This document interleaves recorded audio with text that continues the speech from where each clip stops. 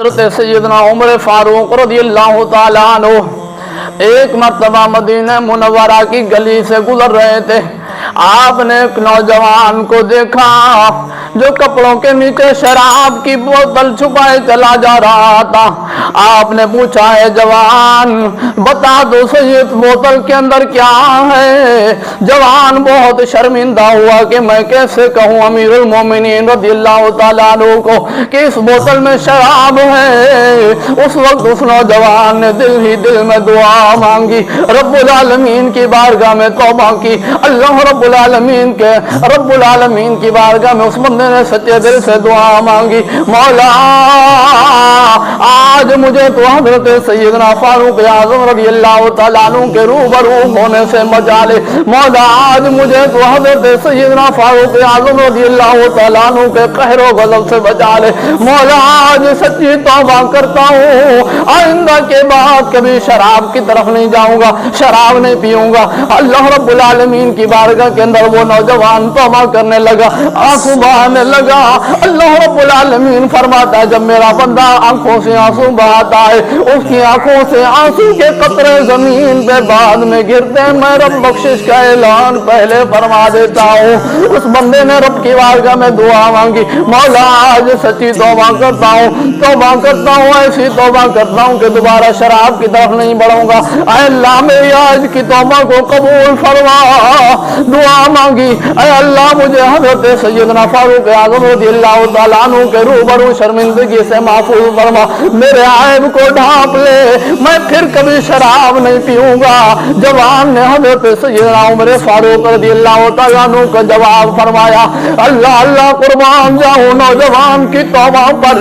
امیر المومنین رضی اللہ تعالیٰ عنہ کو اس نوجوان نے، اس شرابی نے، اس بدبخت نے جواب دیا، کہنے لگا حضور یہ سرکہ ہے۔ آپ نے فرمایا مجھے دکھاؤ تو صحیح ہے کیا ہے؟ امیر المومنین تو امیر المومنین ہے، چنانچہ آپ نے دیکھا تو وہ واقعی سرکہ تھا، شراب نہیں تھا۔ تو میرے مسلمان بھائیوں، میرے میٹھے اسلامی بھائیوں، دیکھو آپ نے غور کیا جو رب کی بارگاہ میں توبہ کرتا ہے اللہ رب العالمین اس کی توبہ کو قبول فرما لیتا ہے۔ اے انسان ذرا غور کر، ایک بندہ بندے کے ڈر سے خلوص دل سے تائب ہو توبہ کرے تو اللہ تعالیٰ اس کی شراب کو سرکے میں تبدیل کر دیتا ہے۔ اسی طرح اگر کوئی گناہگار اپنے گناہوں پر شرمندہ ہو کر توبہ کر لیتا ہے، اللہ تعالیٰ اس کی نافرمانیوں کی شراب کو فرما برداری کے سرکے میں تبدیل فرما دیتا ہے۔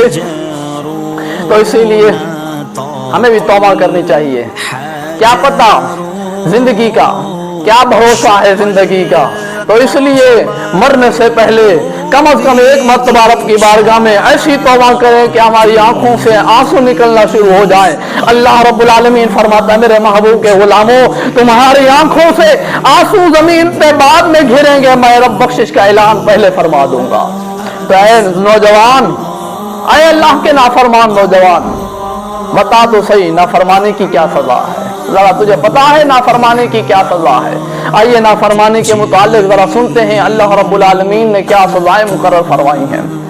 فرمایا نافرمانوں کے لیے پرشور جہنم ہے اور حشر کے دن اللہ تعالیٰ کی سخت ناراضگی کا اعلان ہے۔ اللہ فرماتا ہے اے اللہ اگر تو نے میرے گناہوں کو معاف اور میری توبہ کو قبول کر لیا تو ایسے حافظے اور عقل سے میری عزت افضائی فرما کہ میں قرآن مجید اور علوم دین میں سے جو کچھ بھی سنوں اسے کبھی فراموش نہ کروں۔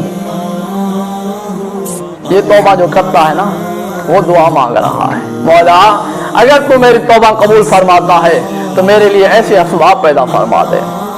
آئیے آگے بھی سنتے ہیں، اے اللہ مجھے ایسی آواز عنایت فرما کہ میری قرآت سن کر سخت سے سخت دل بھی موم ہو جائے، ایسی تلاوت کے کلام پاک کروں کہ جس کا دل نرم نہیں ہوتا، جس کے دل سے کبھی قرآن کی آواز نہیں آتی، کبھی ذکر اللہ کی آواز نہیں آتی، مگر جب میں قرآن پڑھنا شروع کروں مولا میری آواز میں ایسی طاقت عطا فرما، میں ایسی سچی توبہ کروں کہ میری آواز میں ایسی طاقت آ جائے کہ جو میری آواز سنے اس کو بھی رونا آ جائے، اس کا دل بھی نرم سے نرم ہو جائے۔ اے اللہ مجھے رزق حلال عطا فرما ایسے طریقے سے کہ جس کا میں تصور بھی نہ کر سکوں۔